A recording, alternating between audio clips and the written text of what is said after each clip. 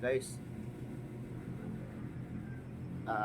meron tayong mga kababayan na talagang namamind condition pa ng mga politiko na mga tiwali. Meron tayong mga kababayan na dumidepende na lang sila sa mga bias na media, sa mga mainstream media ang bayaran. So, sinasabi nila na nung panahon daw ni Duterte, marami naman daw namamatay. Pero guys, sa panahon naman ngayon ni Bongbong Marcos, marami din ang namamatay. So ngayon,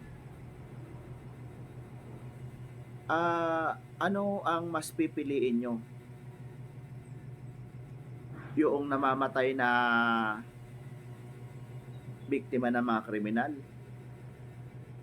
O yung mga kriminal na drug addict? Diba? Sabihin na natin, oo, panahon ni Duterte maraming namamatay.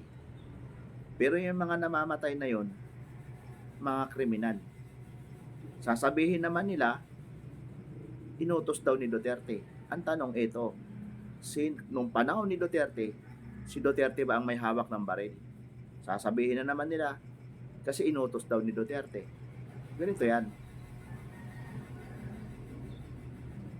Nung panahon ni Duterte, na may nadamay na inosente, hindi ba naparusahan ang mga nasangkot na mga pulis? Kagaya lamang ni Kian de los Santos. Asaan yung mga pulis na sangkot dito? Diba? Kinasuhan, nakakulong. Ginawa pa ang bayani si Kian de los Santos eh. Pero totoo naman talagang mga sangkot sa droga. Ngayon, sinasabi naman nila ngayon, panahon ni BBM daw, kapag may napatay ng kriminal, sisisihin na naman daw kay Bongbong Marcos. Ganito yun mga kababayan. Sa gobyerno natin, dapat kung sino yung mga namiminuno, dapat sila ang ihimplo ng taong bayan. Sa ngayon, paano magiging ihimplo ang mga namiminuno sa atin kung sila mismo ang promotor ng krimen dito sa Pilipinas? Nakawan sa Kaban ng Bayan, na kung saan ang pangunahing grabing nakawan dito ay sa anomalya sa mga ghost project ng flood control, na kung saan dahil sa kakulangan ng proyekto, marami tayong namatay na mga kababayan. Sa iba't ibang panig ng Pilipinas, nakawalan ng flood control. Ngayon, sinasabi nyo na lahat daw ng krimen ngayon sa panahon ni Marcos, sinisisi daw uli kay Marcos. Ganito yun. Kung ang namiminuno ay matino, hindi baga dapat silang tularan. Pero anong nangyayari ngayon? Talamak ang nakawan.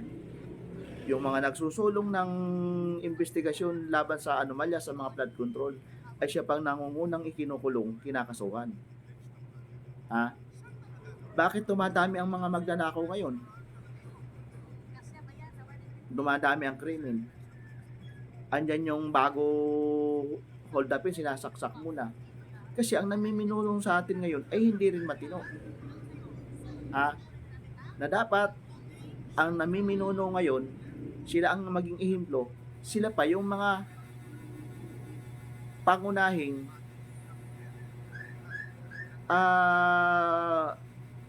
subject sa iba't ibang klase ng anomalya, subject sa iba't ibang klase ng mga nakawan.